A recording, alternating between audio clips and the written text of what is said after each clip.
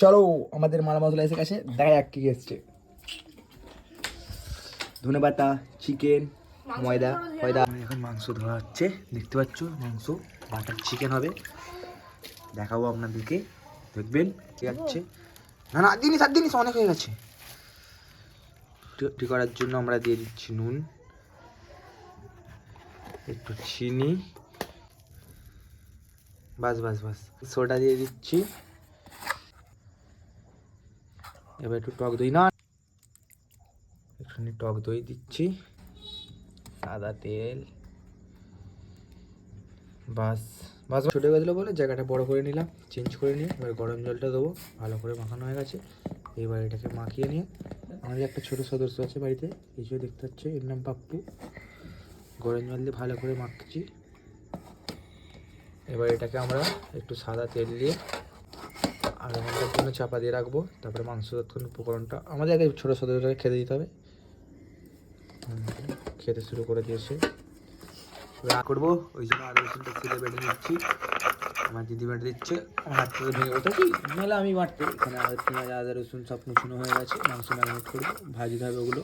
আদা রসুন দিয়ে দিলাম টেবিল মতো, টক দই,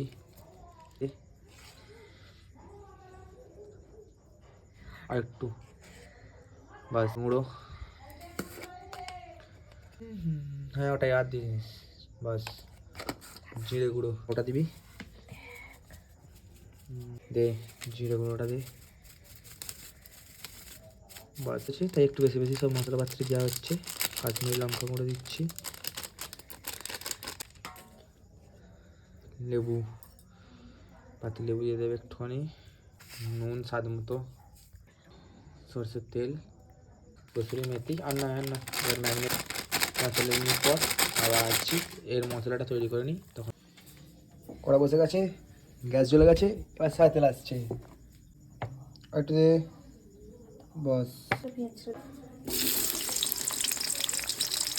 নুন, এবার টমেটো দেবো, টমেটো তেল এলো, আমার কাজু শুকনো লঙ্কাটা দিয়ে দিলাম, এবার নাড়াবো, নাড়িয়ে হালকা লাল লাল করে ভেজে নেবো, সেই জন্য মিক্সিতে মেখে নেবো। আমাদের ভালো ভালো করে তোলা হচ্ছে, মিক্সি এবার যাচ্ছে।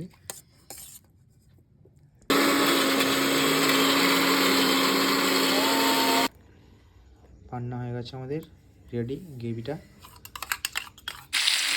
আমি বাটার দিয়ে দিয়েছি, বাটারটা দিয়ে তেলে গলে গেলে এবার মাংসটা ছাড়বো। বাটার আমাদের গলে গেছে, এবার চিকেন ছাড়বো, একটা একটা করে ছাড়ছি।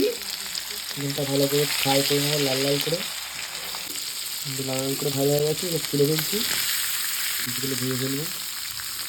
আমি একটু মাঝখানে হাত ভাঙানে খুঁজিয়ে নেড়ে নিই। আমার দিদি যখন এখানে তান্দুরি রুটিগুলো সব বেলে ফেলেছে।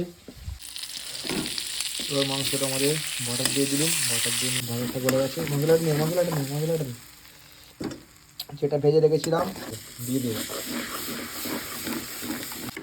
এবার আমরা তেল ছেড়ে দিয়েছি, চিকেনটা আমরা ঢেলে দিলাম, চিকেনটা ঢেলে দিয়ে এবার নেড়ে নেবো, ভালো করে নেড়ে নিয়ে একটুখানি ফুটিয়ে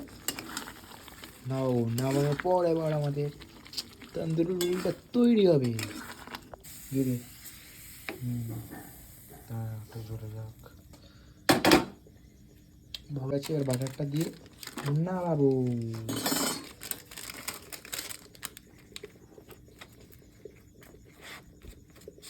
রেডি। চিকেনটা এলে ধনে কাঁচা লঙ্কা, ধনে পাতা, কসুরি মেথি,